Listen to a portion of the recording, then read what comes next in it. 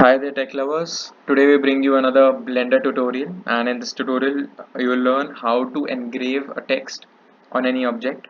Now for an example, I'm just taking this cube. You can have any object of your own. Now first of all, what we'll do is have a text added to the screen. We'll just rotate it in the x-axis. Now for example, this is a cube, so going into the edit mode, I'll name my text to be cube.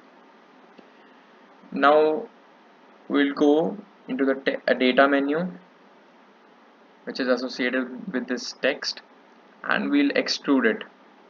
Now it depends on you how much you want to extrude it, depending on how much you want the engrave uh, you know uh, engrave deepening to be.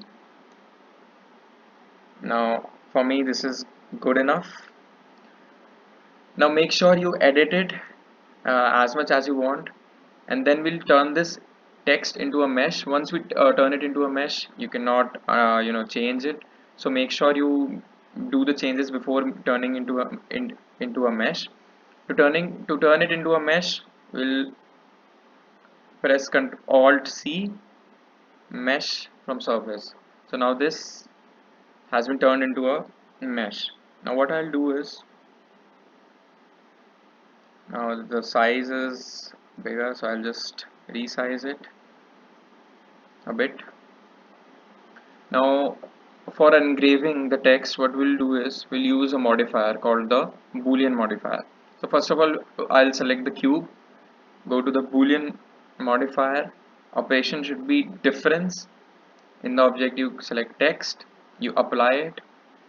Now once you pull this cube out, you can see that the cube has been engraved into the cube, the text. Now I'll just delete this text, and you can see how beautifully the text cube has been engraved into this object.